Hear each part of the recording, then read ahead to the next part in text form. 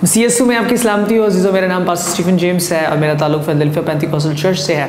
Officially मैं जेन के साथ भी हूँ, यानी ग्रेस सेंटर के साथ, और मैं शुक्रगुजार हूँ अपनी टीम के लिए भी और खुदा के खादम पास्टर दानिश पीटर के लिए भी, जिन्होंने ये मुनासिब समझा और आज मुझे ये फिर से ये मौका दिया कि मैं आपके साथ खुदा के कलाम को शेयर कर सकूँ। अजीज़ों, इस वक्त हम जिस सीज़न से गुज़र रहे हैं, यानी कि जो हम रोज़ों के सीज़न से गुज़र रहे हैं, थियोलॉजियंस ने इस सीज़न को जो है वो लेंट का नाम दिया है, यानी कि इसके जो मायने हैं, लफ्ज़ी मायने या उसका जो मफ़हूम है वो है दुखों में बहार। तो खुदा के कलाम की रोशनी में बहुत सारी बातों को सीखेंगे और बहुत कुछ आप सबको पहले से ही मालूम है, लेकिन अगर मैं रोज़ा रखूं और मैं दुआ में वक्त ना गुजारूं तो ये मेरे लिए एक गैर मामूली सी या गैर कौमों वाली बात होगी। तो रोज़े तो चल रहे हैं, लेकिन उसमें दुआ कितनी ज़रूरी है, इस ताल्लुक़ से जो है वो मैं आपसे बात करना चाहता हूँ। देखिए जी, ईमानदार की ज़िंदगी में आजमाइश का होना उसका हक़ है। ईमानदार का हक़ है कि उसकी ज़िंदगी में आजमाइश हो, लेकिन अगर वो आजमाइश में पड़ा रहे तो ये उसका गुनाह है। अब आप ये कहेंगे कि ये कैसी एक बात है, लेकिन इस बात को समझना है हमने। ईमानदार शख्स वो है जो खुदा का है, जिसे अलग किया गया है, जो अलग हुआ है। उसकी ज़िंदगी में आजमाइश का आना इसलिए ज़रूरी है कि हम देखते हैं जब यीशु मसीह ने बपतिस्मा लिया और 40 दिन और रात वो फाके में गुजार के वापस आया, और लिखा कि रूह से जंगल में ले गया ताकि इब्लीस से आजमाया जाए। और 3 मकामात हमें मिलते हैं जहाँ पर आकर इब्लीस यीशु को आजमाने की कोशिश कर रहा है, और यीशु ने बुनियादी तौर पर बड़े अच्छे तरीके से उनका जवाब भी दिया है।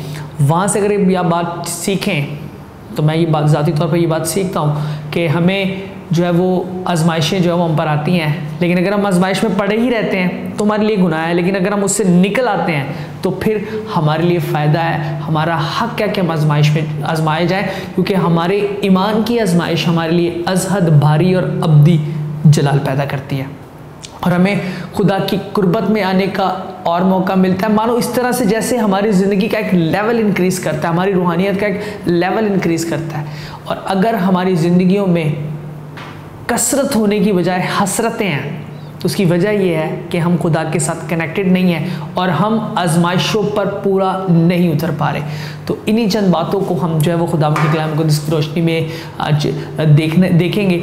जो मेन बात है वो ये है कि मैंने अगर रोज़ा रखा है और मैंने दुआ नहीं की तो फिर मेरा वो रोज़ा किसी काम का नहीं है।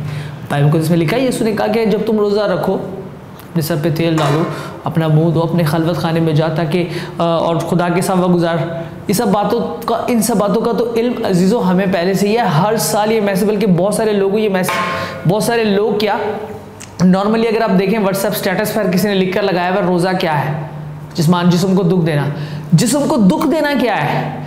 अपनी ख्वाहिशों को दबाना। जिस्म को दुख देना ये नहीं है कि मैं खाना ना खाऊं, मैं पानी ना पीऊं। जिस्म को दुख देना ये है कि मैं अपनी ख्वाहिशों को अपने कंट्रोल में ले आऊं, और ये उस वक्त तक मुमकिन नहीं है जब कोई शख्स यीशु के साथ गुफ्तगू करना नहीं जानता, यीशु के साथ बात करना नहीं जानता। अगर किसी को दुआ में वक्त गुजारना नहीं आता तो फिर रोजे आपके फाके हैं और फाके करने का कोई फायदा नहीं। हाँ, डाइट होगी, आपकी सेहत जो है वो जरूर सेट हो जाएगी, आप फिट जरूर हो जाएंगे, लेकिन रूहानी तौर पर तरक्की नहीं कर सकते।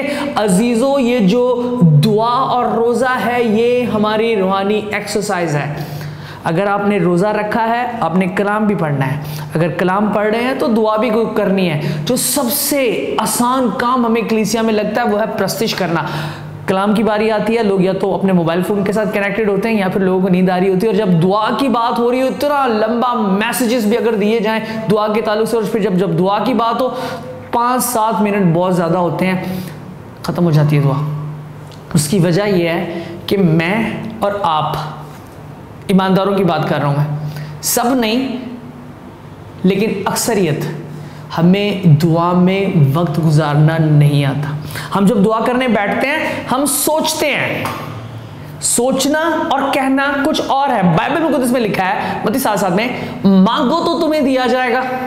अब मांगने के लिए मुंह खोलना जरूरी है, कहना जरूरी है। और हम कैसे मांगते हैं? हम अपनी आंखें बंद कर लेते हैं और हम दिल में सोचना शुरू कर देते हैं। इस बात को लेकर ईमानदार लोग क्या करते हैं? इस बात को लेकर कि यीशु दिलों और गुर्दों का जांचने वाला है, उन्हें हर गल का पता है। लेकिन ये हम भूल गए हैं कि वहां लिखा है मांगोगे तो दिया जाएगा। मांगने के लिए मुंह खोलना जरूरी है, जितनी मेरी बहनें मेरे भाई सुन रहे हैं, बहनों आपने काम करना है, जो बहनें सुन रही हैं ज़रा गौर से सुनिए, आपने ईस्टर आ रहा है, अपने सूट लेने हैं, कहना नहीं है मेरे भाई को, अपने शोहर को अपने कहना नहीं है, सिर्फ दिल में सोचे और उसके सामने ऐसे हाथ बांध के खड़ी हो जाए ताकि वो अंदाज़ा लगा सके कि आपको क्या चाहिए। आगे आप समझदार हैं, वो गोया पूछेगा तेरा क्यों मूड ख़राब है, उसको ये नहीं पता चलेगा कि आप सूट की फरमाइश कर रही हैं। तो सोचे खुदा भी ये कह रहा है कि मांगोगे तो दिया जाएगा, और हम मांग नहीं रहे, क्योंकि मांगने के लिए दुआ में बैठना और खुदा से बात करना ज़रूरी है, और उसके लिए हमारे पास वक्त नहीं है, हमारे पास टाइम नहीं है। आजकल के ईमानदारों के पास टाइम नहीं है, लेकिन हम टाइम पास कर रहे हैं। रियलिटी है, कैसे टाइम पास कर रहे हैं, अपने मोबाइल पर टाइम पास कर रहे हैं। पिछले दिनों में मैंने किसी और फोरम पे भी ये बात की, और मैं ग्रेस नेटवर्क के ताल्लुक से वसीले से भी ये बात अब तक पहुंचाना चाहता हूँ। मैंने इस पर रिसर्च किया, मैंने लोगों से ये जांचने की कोशिश की कि उनके पास दुआ के लिए वक्त क्यों नहीं है। उन्होंने कहा जी, जब मैंने कहा दुआ क्यों नहीं करते, तो लोगों ने कहा जी हमारे पास टाइम नहीं होता। जब टाइम नहीं होता कि रिसर्च करना शुरू की, तो लोग 4-4 घंटे 5-5 घंटे व्हाट्सएप पे फेसबुक पे कनेक्टेड है। टाइम कैसे होगा? और अगर उनसे पूछा जाए तो कहेंगे हमारे पास टाइम नहीं है। क्या देखिए कैसी ख़ास बात है, हमारे पास टाइम नहीं है लेकिन हम टाइम पास कर रहे हैं। आज का ईमानदार यह है, यीशु ने हमें अपने लिए बनाया है, खुदा ने हमें अपने लिए बनाया है ताकि हम उसकी हम्द करें, हम उसके साथ वक्त गुजारें। हमारे पास वक्त नहीं है। 3 चीज़ों का बाइबल में जिक्र है, ख्वाहिश का जिक्र है, ज़रूरत का जिक्र है, ज़रूरत का जिक्र है, ख्वाहिश का जिक्र है, और मुराद का जिक्र है। ज़बूर 148 में लिखा है वो हमारी ज़रूरतें पूरी करता है। ज़रूरतें वो है यानी कि रोटी, कपड़ा और मकान, वो हमारी ख्वाहिशें पूरी करता है। ये मिल जाए, ये मिल जाए, ये मिल जाए, ख्वाहिश है। मुरादें, काश के ये मिल जाए, काश के ऐसा हो जाए। लिखा है वो उनकी दुआ सुनता है जो दुआ करते हैं, सच्चाई से दुआ करते हैं। और अगर कोई शख्स सच्चाई से दुआ नहीं कर रहा तो उसको कैसे कुछ मिलेगा? कुछ भी नहीं मिल सकता। दुआ करना, सच्चाई से दुआ करना तो दूर की बात, हम दुआ ही नहीं कर रहे अजीजों। हमारे पास वक्त ही नहीं है, हम बहुत मसरूफ लोग हैं, हम खुदा के साथ बैठकर अपना मुद्दा बयान नहीं कर सकते। और अगर हम बैठ भी जाते हैं, मैं अपनी कलीसिया के ताल्लुक से भी बताना चाहता हूँ, और मुझे ये बताते हुए कोई हेजिटेशन नहीं होती, क्योंकि मैं अपनी कलीसिया को बड़ी सख्ती के साथ खुदा के कलाम मुक़द्दस की तालीम देता हूँ, सिखाता भी हूँ। सिर्फ दायगी में मैंने जोर नहीं दिया हुआ, मैं बाकी चीज़ों पे भी जोर दे रहा होता हूँ। अजीज़ों, सीखना ज़रूरी है, दुआ करना ज़रूरी है। और खुदावंद का शुक्र है, जब से हमारी माड़ीपुर वाली कलीसिया में दुआया ग्रुप्स बने हैं, जब से वहाँ पे दुआ के लिए एक अलग दिन मुकर्रर कर दिया गया, रोज़े का दिन मुकर्रर कर दिया गया है। ना सिर्फ कलीसिया तरक्की कर रही है, मैं बजाते खुद भी तरक्की कर रहा हूँ। वो जो लोग उस टीम में शामिल हैं, वो भी ज़ाती तौर पर खुदावंद के इरफान में तरक्की कर रहे हैं। वजह यह है कि वो दुआ में वक्त गुजारे। एक हफ्ता हमने हफ्ते में एक दिन उन्हें दिया, अब उनकी रूटीन बन गई है। मुझे पिछले दिनों में किसी बहन ने, किसी बेटी ने बताया कि पास साहब, जब से आपने मुझे इस दुआया ग्रुप में डाला है, हमने सख्ती की। स्टार्टिंग में मैंने और साहब ने हमने मिलकर थोड़ी सी सख्ती की कि लोगों को कनेक्ट करें। जब लोग कनेक्ट हुए, दुआ करना शुरू की। अब वही एक उसमें से एक बेटी ने बताया कि जब से दुआया ग्रुप में मैं शामिल हुई हूँ, मेरी रूटीन बन गई है, रोज़ाना 1 से 1.5 घंटा मैं दुआ करती हूँ। और उसने बताया कि मेरी ज़िंदगी की जो बरकतें हैं उनमें इजाफा हो रहा है। यीशु मसीह इसलिए आया कि हम जिंदगी पाएं और कसरत की जिंदगी पाएं, और हमारी जिंदगियां हसरत से भरी हुई हैं। क्यों? उसकी वजह यह है कि जिससे हमें मिलना है, जिसने हमें देना है, हम उसके होते हुए भी उससे बात नहीं कर रहे। जहां से जो सोर्स है, जहां से हमारी बरकत जारी होनी है। जो बाइबल मुकद्दस में बहुत सारी दुआओं का जिक्र है, मैं उन सब का आपके सामने तस्करा नहीं कर सकता, सब की बात नहीं कर सकता, क्योंकि हमारे पास वक्त महदूद रहता है। लेकिन एक दुआ जिसके ताल्लुक से बहुत सारे मैसेजेस आपको मिलेंगे, खुदा के खुदाम बहुत उस पर बात करते हैं, बहुत सारी बुक्स जो है वो लिखी गई हैं, लेकिन मैं समझता हूँ बड़ी ही खूबसूरत दुआ है। उस दुआ के ताल्लुक से जो है वो हम आज देखेंगे। मेरे साथ निकालिए पहला तवारीख, उसका 4था बाब और उसकी 10वीं आयत। पहला तवारीख, उसका 4था बाब और उसकी 9वीं और 10वीं आयत को मैं आपके सामने पढ़ने लगा हूँ। ज़रा गौर और ध्यान के साथ सुनिएगा। पहला तवारीख 4था बाब। 9वीं आयत में लिखा है, और याबीज अपने भाइयों में मोअज़्ज़ज़ था और उसकी माँ ने उसका नाम याबीज रखा, क्योंकि कहती थी कि मैंने गम के साथ उसे जन्म दिया। और याबीज ने इसराइल के खुदा से ये दुआ की, आह तू मुझे वाकई बरकत दे और मेरे हदूद को बढ़ाए, और तेरा हाथ मुझ पर हो, तू मुझे बदी से बचाए, ताकि वो मेरे गम का बायस ना हो। और जो उसने मांगा खुदा ने उसे बख्शा। पाक कलाम के पढ़े जाने पर खुदावन की बरकत अज़ीज़ व नाज़िल। लिखा है याबीज अपने भाइयों में मोअज़्ज़ज़ था, रुतबे वाला था, ऑनरेबल था, रिस्पेक्टेबल था, और उसकी माँ ने उसका नाम याबीज रखा। अब याबीज नाम रखने की वजह क्या थी? क्योंकि लिखा है क्योंकि कहती थी कि मैंने उसे गम के साथ उसे जन्म दिया। अब मैं इसकी थियोलॉजी में नहीं जाना चाहता, वजूहात जो है वो बाइबल मुक़द्दस में जो बातें लिखी होती हैं उसकी सारी वजूहात हैं। बहुत सारे और स्कॉलर्स होंगे जो उस्ताद हैं, जो डॉक्टर्स हैं, जो स्कॉलर्स हैं, वो इस ताल्लुक़ से ज़रूर बयान करेंगे। मेरा इस जो मोटिव है वो दुआ के ताल्लुक़ से बताना है, तो मैं उसी पर रहना चाहता हूँ। याबीज ने इस्राएल के खुदा से ये दुआ की। कौन से दुआ? खुदा से दुआ कर रहा है, इस्राएल के खुदा से दुआ कर रहा है। इस्राएल का खुदा यानी कि अब्राहम, इसहाक और याकूब का खुदा, वो खुदा जिसकी प्रतिष्ठा आपके बाप दादा करते आए हैं और सदियों से करते चले जा रहे हैं। दैट मीन्स कि पिछले दिनों में किसी खादम ने ये बात सिखाई कि ये आपकी कवरिंग है। ये जो आपके बाप दादा के खुदाओं का जिक्र हो रहा है, इसका मतलब है कि जो आपकी बरकत है, ये वो बरकत है जो आपके साथ आपकी नस्लों से चलती चली जा रही है, और उसका लिहाज रखना आपका और मेरा फर्ज है। जब खुदा हमें ये बता रहा है कि तेरे बाप अब्राहम, इसहाक और याकूब का खुदाओं, खुदा ने अब्राहम, मूसा से ये बात की, खुदा ने अब्राहम से ये बात की, खुदा ने और लोगों से ये बात की, तो खुदा ने ये रिकॉल करवा रहा था कि देखो मैं उनके साथ था, देखो मैं तुम्हारे साथ भी हूं, और अगर वो वफादार रहे हैं तो तुम भी वफादार रहो। इस्राएल के खुदा से उसने दुआ की है। इस्राएल का खुदा जिसने कायनात बनाई है, जिसके रहते ये दुनिया वजूद में आई है, सारी कायनात बनाई है, और उसने इंसान को बनाया और इंसान के नथनों में जिंदगी का दम फूंका।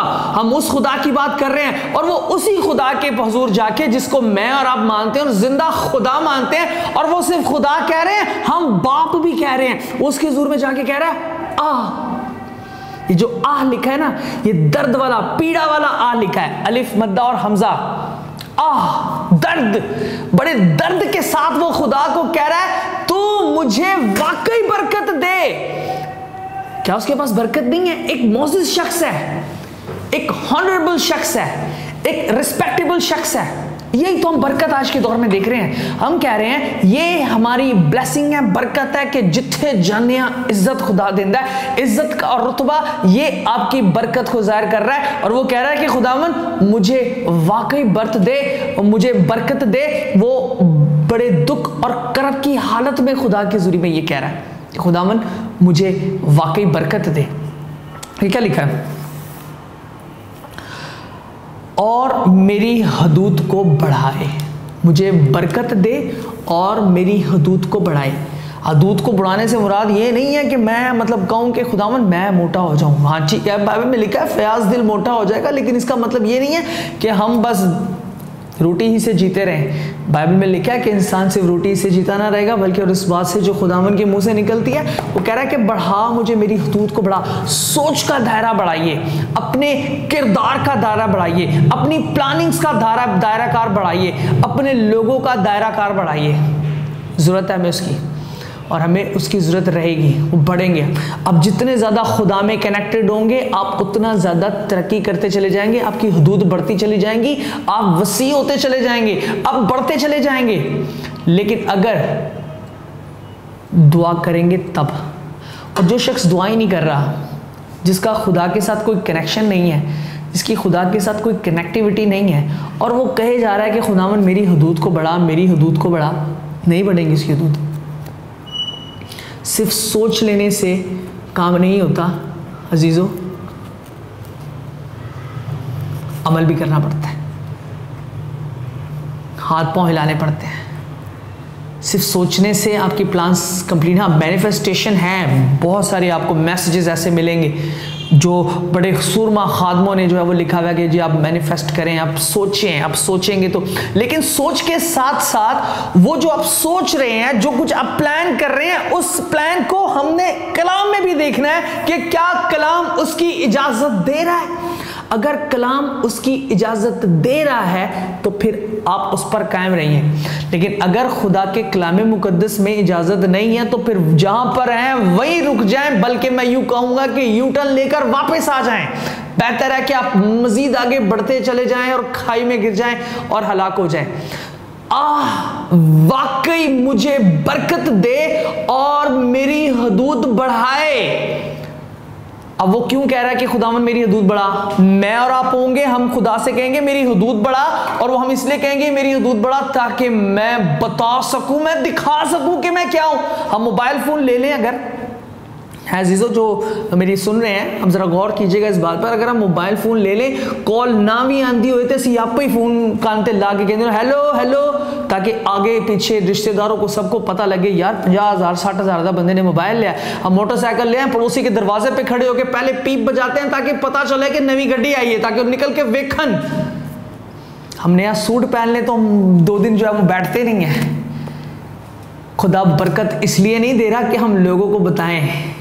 खुदा बरकत क्यों दे रहा है? वो क्यों कह रहा है कि मेरे हदूद को बढ़ाए? लिखा है और तेरा हाथ मुझ पर हो। खुदा का हाथ मुझ पर हो, वो कह रहा है मुझे बढ़ा और तेरा हाथ भी मुझ पर हो। खुदा के कवी हाथ के नीचे फुर्ती से रहना अजीजों हमारी सरफराजी का सबब बनता है। एक है खुदा के हाथ के नीचे रहना, और दूसरी बात है खुदा के हाथों में पड़ना। खुदा के हाथ के नीचे रहने से मुराद ये है कि खुदावन अपनी बरकत वाला हाथ आप पर रखेगा, और अगर खुदा का बरकत वाला हाथ आप पर रहे तो मुझे यिर्मयाह के सहीफे की एक बात याद आ रही है। यिर्मयाह में एक चीज़ मेंशन की गई है, एग्जैक्टली मैं वर्सेस कोट नहीं कर सकता, लेकिन मुझे बात याद है। लिखा है कि अगर तू लतीफ को कसीफ से जुदा करे, अच्छाई को बुराई से अलग कर ले, तो तू मेरे हजूर खड़ा रहेगा और मैं तेरा मुंह होऊंगा। ये है खुदा का हाथ सर पर होना। जिसके सर पर खुदा का हाथ हो वो मुश्किलों से, परेशानियों से, मुसीबतों से निकलता है, तरक्की करता है, आगे बढ़ता है। लेकिन जिस पर जो खुदा के हाथ में पड़ जाए, बड़ी हौलनाक बात है। बनी इस्राइल में ऐसे बहुत सारे लोग थे जिन्होंने नाफरमानी की और वो खुदा के हाथ में पड़ गए, खुदा का गज़ब उन पर नासिल हुआ। सदूम अमूरा के लोगों को हम देख सकते हैं, वो खुदा के हाथ में पड़े। लेकिन खुदा गयूर है, वो रहीम और करीम है, वो रहम करने वाला खुदा है। वो चाहते ही नहीं है कि किसी की हलाकत पहुंचे, क्योंकि लिखा है कोई हलाकत, खुदा किसी की हलाकत नहीं चाहता बल्कि सबकी तौबा तक नौबत चाहता है। अगर कोई गलती खता हो रही है, आप खुदा से दूर रहे हैं, माफी मांगे और उससे कहें कि खुदावन मैं तेरे साथ चलना चाहता हूं, मैं तेरे साथ वक्त गुजारना चाहता हूं, मेरी मदद कर ताकि मैं तेरे हुजूर में बढ़ूं और तरक्की करूं। उसके हाथ के नीचे रहेंगे, वो वक्त पर आपको सरबुलंद करेगा, वक्त पर आपकी सरफराजी आपको देगा। जो कुछ आप उससे मांग रहे हैं यकीन कीजिए कि वो आपको मिल जाएगा। दानियल ने दुआ की, रोजे की हालत में दुआ की और दुआ करता रहा और खुदावन से गिला नहीं किया उसने। 21 दिन बाइबल में लिखा है नॉन स्टॉप वो खुदा के जरिए से कुछ मांग रहा है। और 21 दिन के बाद जब खुदा का फरिश्ता आया तो उसने कहा जिस घड़ी तूने दिल लगाया उसी पल तेरी सुन ली गई थी। वहां से हमें पता चलता है कि खुदा का इंतज़ार करना अजीज़ों हमारे लिए बहुत ही बेहतरीन बात है, क्योंकि खुदा वक्त पर सरफराजी देता है और जो खुदा के हाथ के नीचे रहता है खुदा उसे ही जो है वो बढ़ाता भी है। और उसके हाथ के नीचे रहने का फ़ायदा क्या होता है, ये अगली बात लिखी है, और तू मुझे बदी से बचाए। रोज़ा ये है बदी से बचना। जिस्म को दुख देने से मुराद ये, किसी नौजवान से मेरी बात है, वो कहता है कि जब आप खाओगे नहीं, आप पियोगे नहीं, जिस्म तो दुखी होगा।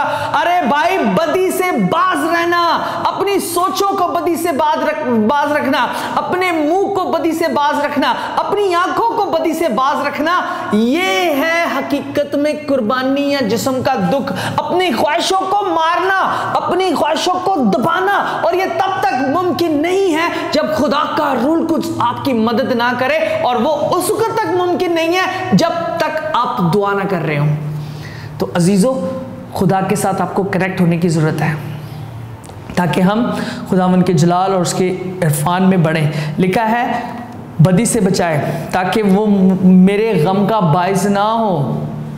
याबीस कह रहा है, जबीस दुआ ये कर रहा है कि मैं दुखों में नहीं, मैं बदी में नहीं फंसना चाहता, ताकि मैं गमों में ना फंसूं, मैं गमों से निकलूं, मेरी हसरतें ना हो बल्कि जिंदगी में कसरतें हो। और बाइबल में अगली बात ये लिखी है, और जो उसने मांगा, क्योंकि उसने कुछ गलत नहीं मांगा, किसी के लिए नहीं मांगा, अपने लिए भी मांगा, तो ऐसा मांगा है कि खुदा उससे खुश हो रहा होगा और खुदावन ने यकीनन कहा होगा कि ये मेरा प्यारा बेटा है जिससे मैं खुश हूं। जैसे उसने यीशु के लिए कहा, लिखा है उसने जो कुछ मांगा खुदा ने उसे बख्शा। कुछ ऐसी बात थी नहीं कि खुदा उसे ना देता, लिखा है खुदावन ने उसे वो बख्शा। फिर कभी मौका मिलेगा मैं ज़रूर आपको बताऊंगा कि खुदावन ने उसे कैसी सरफराजी दी, बल्कि आप खुद भी देख सकते हैं। सो अजीज़ो, अगर हम रोज़े रख रहे हैं तो दुआ भी करनी है, और दुआ ऐसी मांगे जिससे खुदा खुश हो। हम सिर्फ यही ना कहें मैनू गड्डी दे दे, मैनू मेरा कारोबार अच्छा कर दे, मेरे बच्चे ठीक हो जान, मैं तरक्की कर जा, मैं बरकत पा जा, मैं रूहानी तौर पर तरक्की कर जा। यही नॉर्मल बातें हम मांग रहे हैं। कुछ हट कर भी सोचें, हट कर ये सोचें कि आप खुदा को कैसे खुश कर सकते हैं। सुलेमान की मानद बनिए, दाऊद की मानद बनिए, खुदा के उन खादमों की मानद बनिए जिनकी ज़िंदगियों में खुदा ने सरफराजी रखी है, और वो आपकी ज़िंदगी में भी रखेगा। फ़कत मांगना आना चाहिए। लिखा है मांगोगे तो तुम्हें दिया जाएगा। अच्छे इस पैगाम के वसीला से खुदावंद हम सबको बरकत दे, और मैं चाहता हूँ कि मैं आप सबके लिए दुआ करूँ। आइए अपने सुर को झुकाइए, आँखों को बंद कीजिए। जितने लोग रोज़े में हैं मैं आपके लिए दुआ करना चाहता हूँ। अजीज़ों, इस वक्त मेरे दिल में एक बात आ रही है। अगर जब ये मैसेज आप सुन रहे होंगे, हो सकता है कि कोई ऐसा शख्स हो या भाई बहन बेटा बेटी जिसके हार्ट के प्रॉब्लम्स होंगे, जिसके दिल में जो है वो तकलीफ़ होगी, दर्द होगी।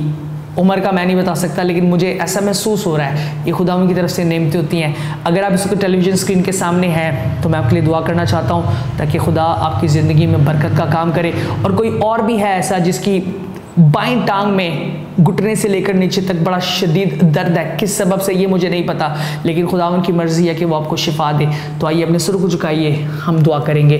कादिर खुदा, यीशु मसीह के बबरकत नाम से तेरा शुक्र करते हैं खुदावन इस पैगाम के लिए जो हमने खुदा सुना, सीखा, समझा है कि हम खुदा जब तेरी हजूरी से मांगते हैं और कुछ ऐसा मांगते हैं जो तेरे जलाल का बायस बने, तो खुदावन तू यकीनन हमें देता है। ए खुदा इन दोनों खुदा लोगों के लिए जिनका बोझ तूने मेरे दिल में डाला है, खुदा जो दिल के मर्ज में मुब्तला है या जिसकी टांग में दर्द है, खुदा यीशु मसीह के नाम से अपने हाथ को बढ़ाकर अपनी बरकत और रहमत को जारी कर ताकि ये सारी बीमारी दूर हो और तेरा नाम जलाल पा सके। और भी अगर कोई खुदा आवाज़ सुन रहा है या किसी भी बीमारी में मुब्तला है या उसकी कोई भी परेशानी है, खुदा जो रोज़े रख कर दुआओं में है, खुदावन मैं तेरा खादम होते हुए उनके साथ मुत्तफिक होकर तेरी बरकत चाहता हूँ। अपनी कुदरत के जोर में बढ़ने का मैं फजल इनायत कर ताकि तेरी शुक्रगुजारी हो और तेरा बेटा यीशु इज़्ज़त और जलाल पा सके। मसीह खुदावन के बाबरकत नाम के वसीला से मांगते हैं, आमीन। अजीज़ों, अगर आपकी ज़िंदगी में खुदावन ने काम किया है और इस दुआ की वसीला से आपको बरकत मिली है, शिफा का काम हुआ है, तो स्क्रीन के नीचे हमारा नंबर आ रहा है, उस नंबर पर कॉन्टेक्ट करके ज़रूर बताएं कि खुदावन ने आपकी ज़िंदगी में क्या काम किया है। खुदावन आपको बरकत दे।